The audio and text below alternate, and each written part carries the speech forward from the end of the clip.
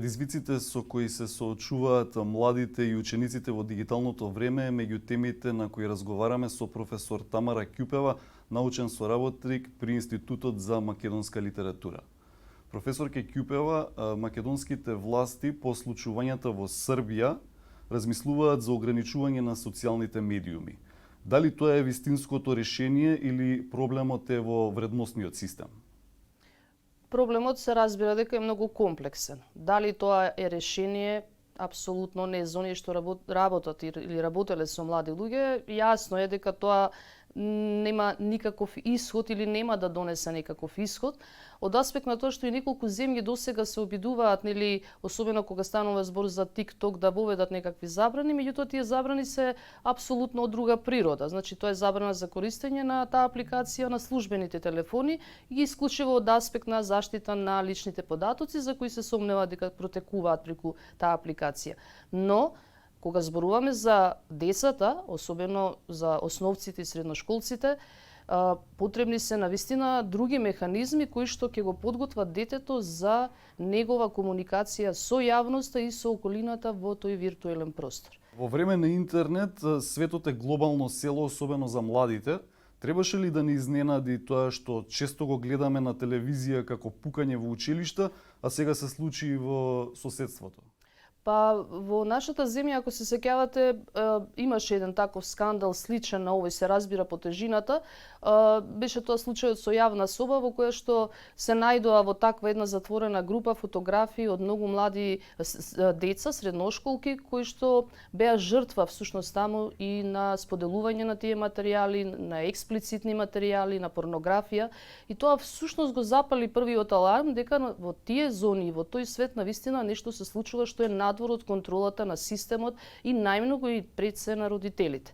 И тоа како да беше вовед во ова што сега го слушаме, дека ова не изненади, секако не изненади од аспект на тежината, бидејќи во историјата на овие простори немало случај од ваков тип и од ваква тежина со волку многу предизвици со кои сега се поставуваат пред нас, како што ова се случи во Србија.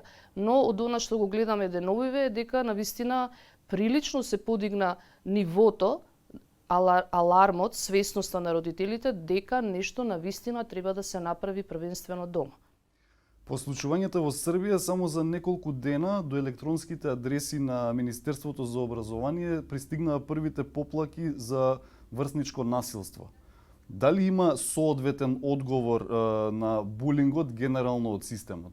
За да има одговор од системот, првенствено булингот треба да биде препознаен во оние кои се во непосредната, од оние во кои што се во непосредна околина со жртвата на булингот. Разликата помеѓу овој тип на насилство на социјалните мрежи или онлайн и онаш на кој што претходно бевме навикнати, кога нели не беа вклучени во ваков тип и во вакви зони, е апсолутно различна. Овој тип насилство е прилично невидлив, трае постојано, бидејќи единката која што е жртва многу често сама се обидува да се справи со состојбата и ситуацијата во која што е, и многу ретко оние кои што се сведоци на тоа почнуваат да реагираат на начин на кој што треба да реагираат.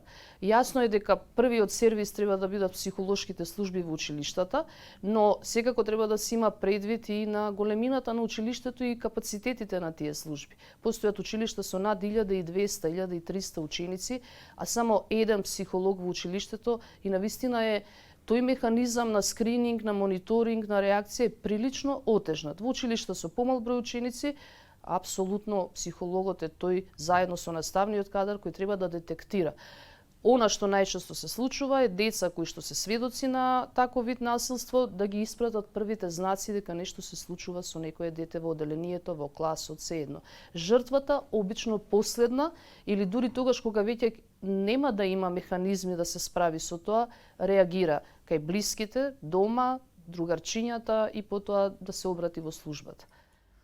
Колку социјалните медиуми придонесоа за зголемување на интензитетот на врсничкото насилство, бидејќи ако пред години булингот бил само во училиште, сега со споделување на видеа трае 24 часа?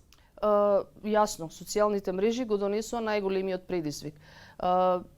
ако малку само влезете во она што се случува на TikTok, за разлика да речеме од YouTube, за разлика од другиве социјални мрежи, помалку, меѓутоа на YouTube навистина сме сведоци на една неконтролирана содржина која се пласира, која што постојано во бескрајен еден циклус се продолжува и во која што се испреплетени многу порнографски материјали, насилство, брутални сцени, она што е сега директни снимки од операциони сали, од хируршки интервенции, од навистина предизвици кои што исто така постојат и директно ги повикуваат децата да се вклучат и да се обидат да го направат тоа.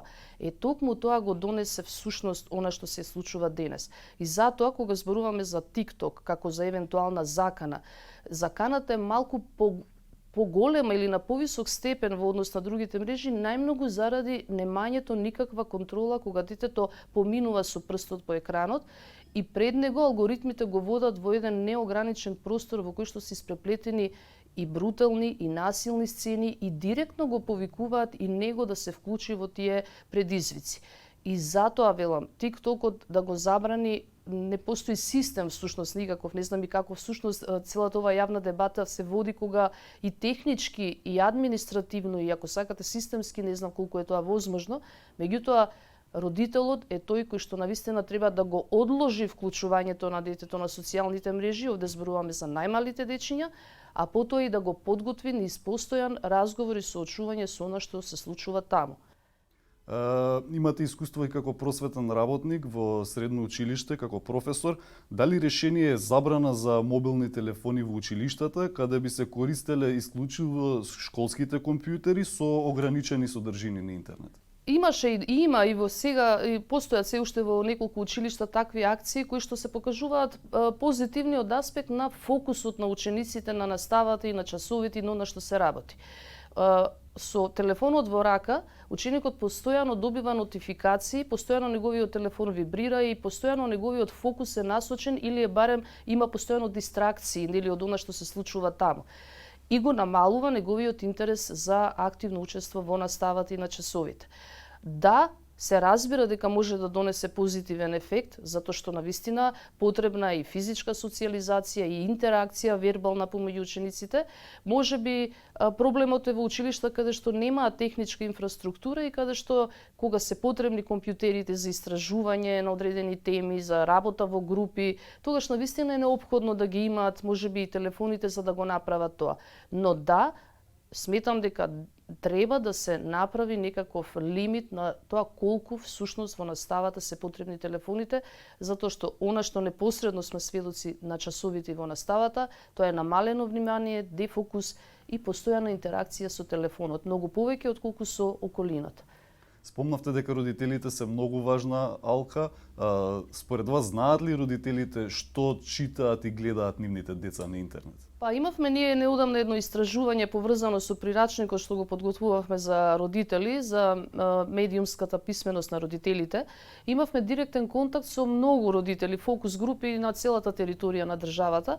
И она што го свативме дека родителите на 6 годишни деца веќе се во немоќ и навистина бараат помош и поддршка како да се справат со зависноста на нивните деца во користење на социјалните мрежи и телефоните. Родителот е тој кој одлучува во кој момент од растењето на детето ќе му го даде телефонот во рака. Може би сето ова што се случува, најмногу треба да биде апел за родителите на најмалите деца да го одложат, да ја одложат таа комуникација со телефонот на детето, односно со екранот, затоа што природниот развој на детето е основата за здрава социјална и психолошка личност понатаму. Тоа значи дозволете им на децата да го запознаат светот во физичкиот облик најнапред. Дете на 2 на 3 години треба да ја допре природата, обликот, предметот и да воспостави некаква емотивна комуникација со непосредната околина. Вклучувајќи го во виртуелен свет на неполни 2 и 3 години, последиците се јасни, проблеми со артикулација, со говор, со намалена емоционална комуникација со околината, затоа што тоа е дете кое што всушност го запознава светот преку студениот екран. Еве и вие сте родител. Како може да се одвива таа контрола? Контролата не може да се одвива ако вие се обидувате тоа да го направите кога веќе детето има 12, 13 и 15 години. најголемата стратегија и пристап во развојот на детето се прави во првите години од неговиот живот, односно од неговиот развој. На 12 и на 13 години, средношколци исто така, вие веќе имате готов производ од она што претходно во комуникацијата сте успеале да го направите со вашето дете. Како просветен работник во средно училиште, сретнав илјадници приказни низ моите 26 години и навистина она што де факто потврдувам дека е сигурно, родителот кој што од најрани години има комуникација на доверба, на разговор, на отворени теми во семејството, е дете кое што навистина е психолошки и социјално подготвено да се справи со предизвици со кои се соочуваат. Што е најголем проблем на интернет и од социјални мрежи, дали филмови, дали TikTok, дали други социјални мрежи, што според вас е најголемиот проблем? Се разбира дека кога се филмовите во прашање, јасно е назначено кој е возраста за која што е наменет филмот. И родителите се разбира кога го вклучуваат детето, зборуваме за помалите деца, треба да проверат дали таа содржина и тој филм нели го носи знакот на почетокот дека е наменето за таа возраст. Не е тоа случајно, се разбира, тоа се нели инструменти кои што укажуваат на тоа дека тие содржини се или не се за таа возраст. На социјалните мрежи е веќе нешто сосема друго. Таму не постои лимит, особено за оваа апликација за која што зборувавме, така што детето скролајќи низ телефонот, поминувајќи со прстите, се соочува со секакви сцени кои психолошки влијаат на него и она што ние можевме да го видиме во работата еве кога го правевме ова истражување, дека и децата се всушност полнат со неартикулирани стравови, несвесни дека тоа всушност доаѓа токму од тоа што го гледаат ноќе, дење, независно на социјалните мрежи, најмногу на нивната омилена TikTok, и дека всушност тоа всадува кај нив и поинакви реакции и однос кон средината и со она што се соочуваат надвор. Затоа што ги прави нестабилни, емотивно, емоционално, исплашени, некогаш напротив, потикнува агресија. Истото се случува и со видеоигрите, нели? Професор, ке гледаме се повеќе млади деца како зборуваат на англиски. Како дигитализацијата и интернетот влијаат на писменоста? Колку се младите писмени?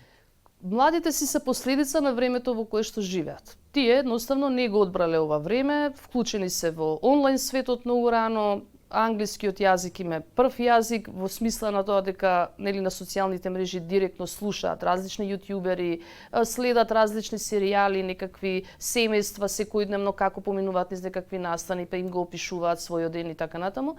Нема ништо лошо во тоа што децата знаат англиски јазик од мали нозе.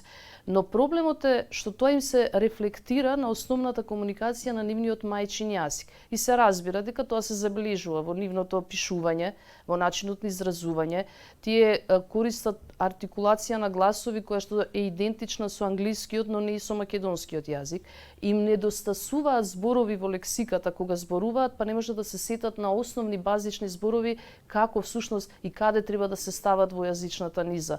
Така што да, се разбира дека има тоа свој ефекти врз нивната писменост, но нема да кажам дека младите се неписмени. Тоа апсолутно е многу лоша идентификација и крајно непотребна.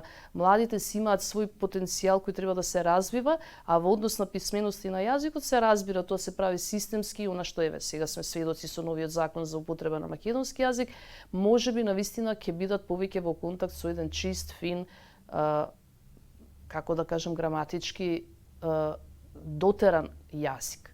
Професор, ке ви благодарам за интервју. Ви благодарам и вам. Почитувани, го следевте неделното интервју на Радио Слободна Европа. До гледање.